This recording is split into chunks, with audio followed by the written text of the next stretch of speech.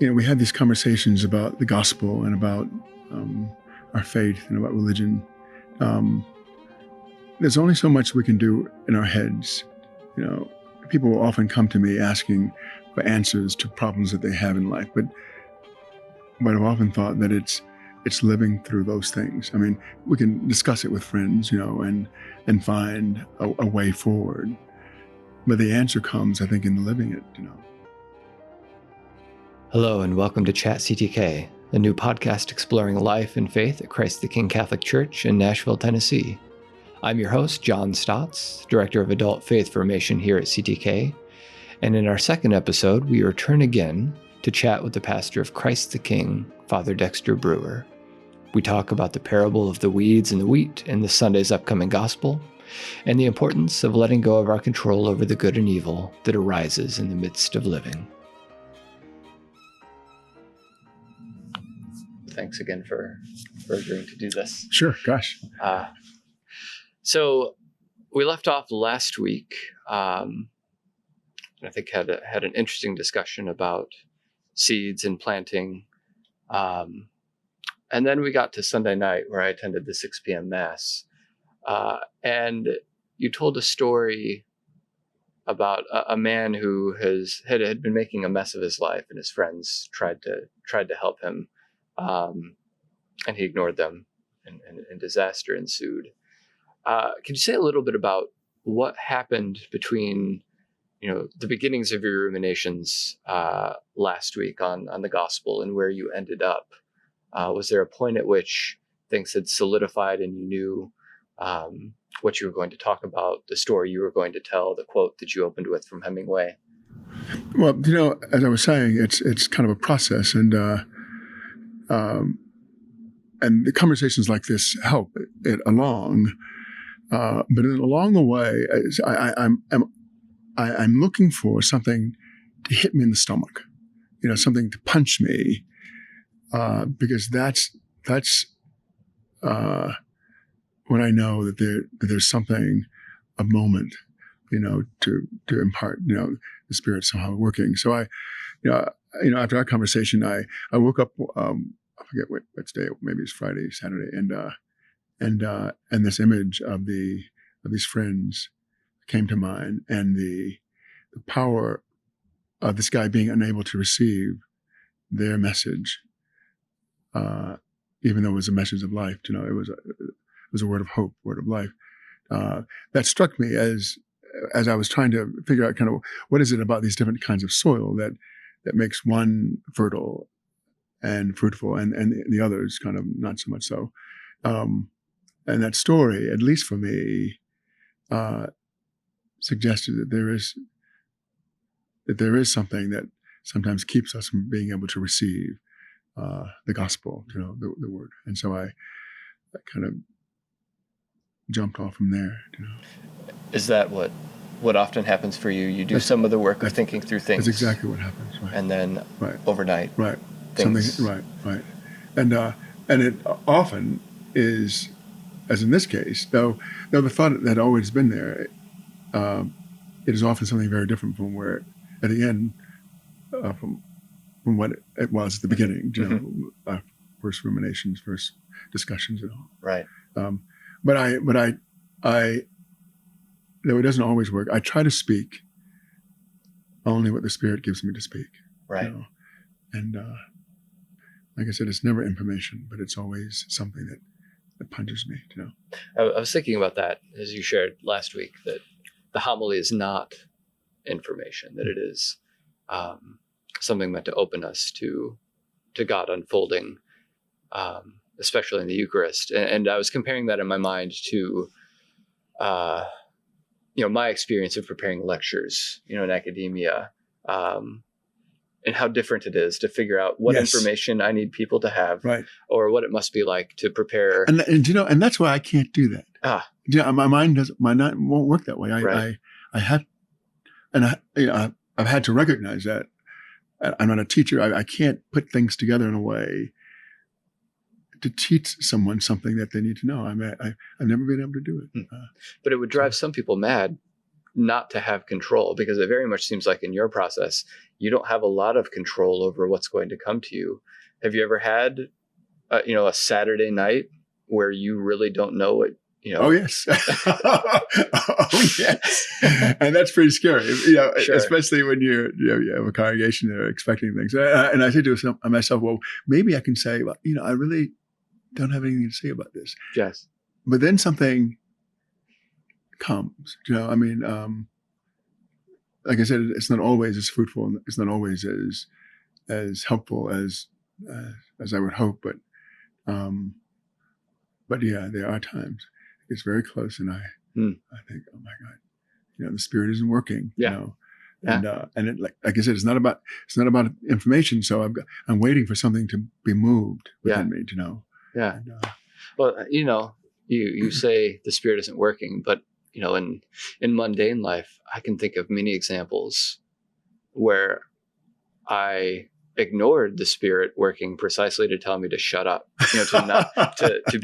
to be bold and not say anything. Yeah. Often we want the Spirit to inspire us to say or to do, right. But just as often, maybe more often, it's the art of not knowing, or of knowing not, when not to say the thing. Right. Yes. To wait for the moment. I think that's right. Yeah. Well, in that light, I think this coming Sunday's gospel has something to say about the difference between action and sort of purposeful inaction. So maybe you'd read that gospel and we can talk a little bit. Sure. The Gospel's from Matthew. Jesus proposed another parable to the crowd, saying, "The kingdom of heaven may be likened to a man who sowed good seed in his field. While everyone was asleep, his enemy came and sowed weeds all through the wheat, and then went off. When the crop grew and bore fruit, the weeds appeared as well. The slaves of the householder came to him and said, 'Master, did you not sow good seed in your field? Where have the weeds come from?' He answered, 'An enemy has done this.' His slave said to him, 'Do you want us to go and pull them up?' He replied, 'No, if you pull up the weeds, you might uproot the wheat along with them. Let them grow together until harvest. Then at harvest time I will say to the harvesters, first collect the weeds and tie them in bundles for burning, but gather the wheat into my barn.' He proposed another parable to them. 'The kingdom of heaven is like a mustard seed that a person took and sowed in a field. It is the smallest of all the seeds, yet when full grown, it is the largest of plants. It becomes a large bush, and the birds of the sky come and dwell in its branches.' He spoke to them another parable. 'The kingdom of heaven is like yeast that a woman took and mixed with 3 measures of wheat flour until the whole batch was leavened.' All these things Jesus spoke to the crowds in parables. He spoke to them only in parables, to fulfill what had been said through the prophet.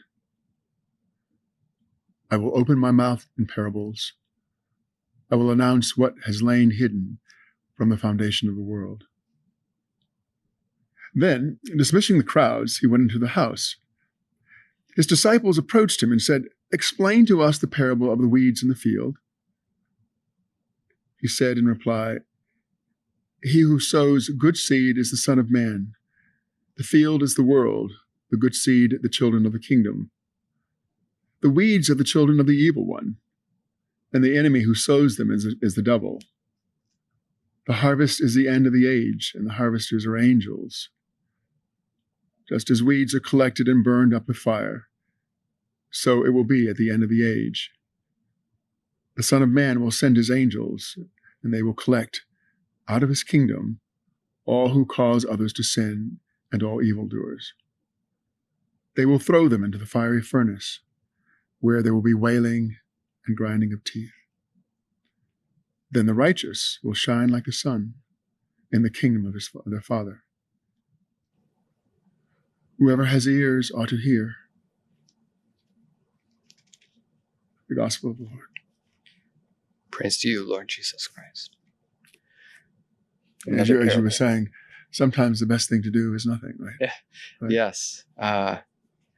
There's a lot of nothing happening in these parables. The process of growth, whether of the seed, the various kinds of seeds, or the leaven of the bread, which just sort of does its own thing without a whole lot of work. But something's being done, but we're not the ones doing it. Right. Right. Right. I mean, these plants are growing. The leaven is, the yeast is giving, leavening to the bread, Yes. So something's happening, but we're not controlling it. And I think maybe that's where we get into trouble, when we attempt to step into the process and cut it off, or short circuit it for some reason. Right. We can imagine the occasion for this parable. Jesus has come. People have heard who knows what stories about him, and they have all kinds of preconceptions about what the final religious leader will come to do. And one of those preconceptions is always he's going to sort people. He's going to figure out who's good and who's bad. Right. And so do away with the bad. Yeah. And so maybe someone asks him, when is this going to happen? And this is the parable he gives. And it really is striking. And yet we are obsessed with that, I think, this notion of dividing the good from the bad. Yes. And it seems to me that we're obsessed with it because we, of course, consider ourselves on the good side. Right. Of course. Right. Yeah. So we're on the good side. And in those who, I'm not sure how people would describe it, but it's not so much they're disagreeing with us, but they're not being the kind of people that we think people ought to be. Mm-hmm. Not being like ourselves, I think, generally, right? Right. Those are the ones who need to be destroyed, who need to be separated. And yet, it is never clear to me that our vision is so good that, first, that we see ourselves very clearly, that we don't belong to the group. Right. We may separate ourselves, but it's not clear that we don't. Right. And then... key to understanding this parable is to see that, these weeds that Jesus is talking about, they look the same.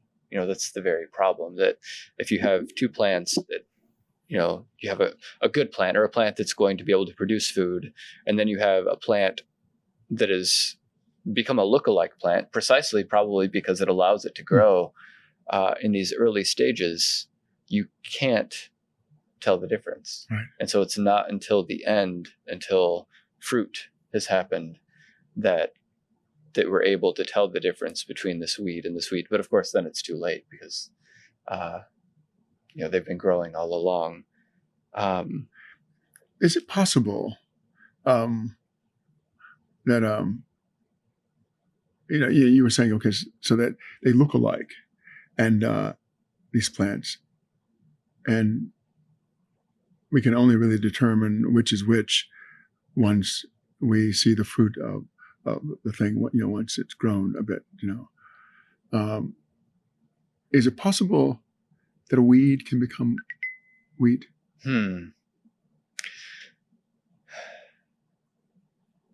Seems to be the fundamental difference between plants and people, I suppose, that if you take this seriously, or if you see it under a certain perspective, Jesus seems to be saying there are, in fact, two kinds of people in the world. There are good people and bad people. We can't tell the difference, but God will at the end. What you seem to be suggesting is maybe that's not so. That initially, that the difference is only seen at the end. Right. They could be the same. Right. They look the same. Right. And since we don't believe in predestination, right, it must be the case, or it would seem to be one interpretation, that we are what we become. It is not some sort of destiny that we become the bad, right? But that we, we hear the gospel. Our lives are transformed over the course of time. Right. Our hearts are moved, and so what may have looked like a weed early on is in fact because it has been affected by life. and received the word, that's been sown, is in fact wheat. And that would add another reason for the kind of forbearance, the putting up with that Jesus counsels. Not only can we not tell the difference between weeds and wheat, but wheat can become weeds and weeds can become wheat over the course of life. Yeah. And there are two perspectives that we could take with this. One would be sort of to see the individual as this ground in which various kinds of seeds are scattered, right? So in my life, there are seeds of good fruit, kind of graciousness, gratitude, gentleness, the things that make me easy to be around for other people. And then there are seeds that would seem to be the opposite, things that make me inattentive, or maybe overly anxious or controlling, or the things that make it hard for other people to be around me. But if I go trying to only to pull up the bad parts, Jesus's wisdom would suggest I might end up pulling up some of the good too. Do you find that people, when you meet with them or hear from them, that they can be overly concerned with rooting out the evil in their own lives? Yes. I mean, that's something that, as a priest, I deal with often. And I think that's, quite frankly, that's been one of the neatest parts of my ministry. Helping people to see that, trying to rip away parts of themselves, that they think need to be jettisoned, need to be gone. That's not a solution.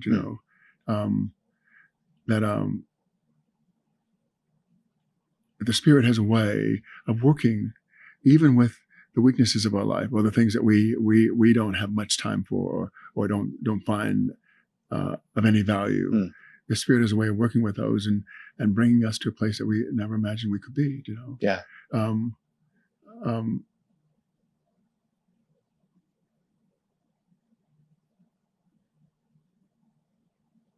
I was trying to think of an example, but there have been so many times when people have thought that a part of themselves was something abhorrent, and they wanted, to rip it away, and only to come later to find that it was a source of grace. As we continued the journey with them, as I continued, right, and that without whatever happened to be, they could not be the wheat that they turned out to be, or could not even appreciate, right, the value. It strikes me that, the fruit of our lives is not primarily for us. It's for other people. We exist for one another, and we need one another to sort of create this garden that God is making. And when we try to become perfect, the times in my life when I've tried my hardest, or when I've been around people who are very clearly good at preventing the uncontrollable from emerging, those are often the most difficult people to deal with. And I just want them often to like fart, or to not because I wish them suffering, but just so we can all stop trying so hard and we can get to the business of being in one another's presence. Right. Which is hard to do when you're performing goodness for your own sake or for the sake of other people. I'm not even sure that we know kind of what perfection is, what it looks like, as we're trying to root out things in our lives. I remember when I was in seminary so many years ago, in the novitiate, we had a gentleman, Father Jim Schultz was his name, whose life had been destroyed basically by his alcoholism. And but he would give this talk to every class. I think he was there. He had been kind of sent to the mountains because his academic career was over because of his drinking and all those things. And so there he was in the mountains with the the novices. And I think every year that a novice was there, he gave a talk. And basically the title of it was "Not a Drop Was Wasted." Hmm. I mean, he had wanted to fix it. I mean, and he thought there was a horrible part of his life that he wanted to rip out, and if he could, he was never able to do so, not in time anyway, to save his career. But in the talk, he was almost always in tears, and he talked about how this weakness, this problem that he had, how it had transformed his life. And so those days, he spent his time hiking in the mountains of Colorado, and until I think he fell off a mountain, he died. But It's a good way to go. Right. Yeah. It's a bit frightening to think that God prefers to make use of all of us, the parts that we're not good at, our failures, to do whatever it is that God is doing with us, which is, rather than wanting us to hone only our skills. And we want to be in service using only the things that we're comfortable with. But and those parts of our lives help us to remember, unlike Adam and Eve, that we need God.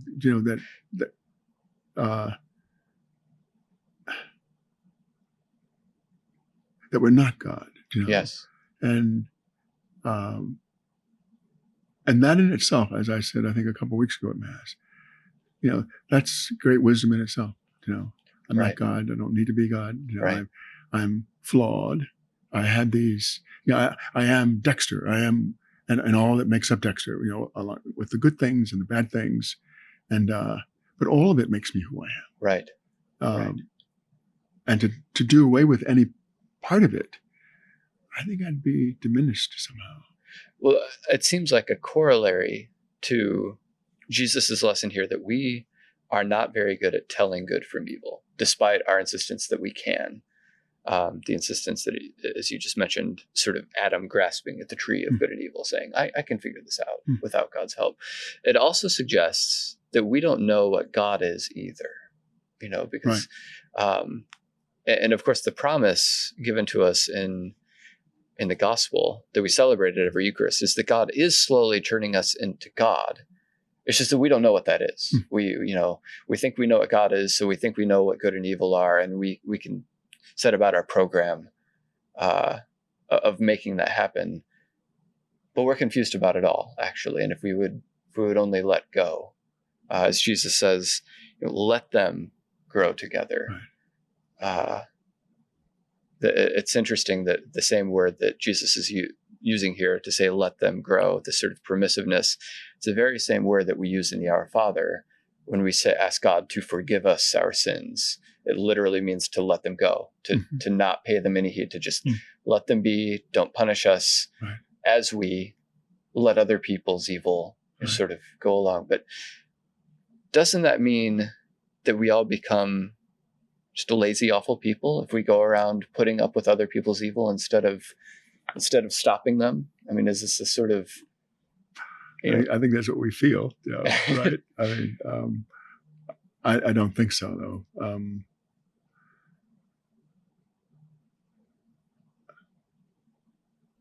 Well, what is this religion stuff about if it's not sorting between good and evil?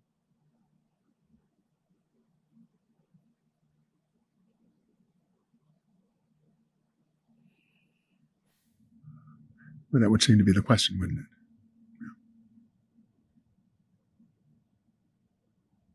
Well, where do I go for answers?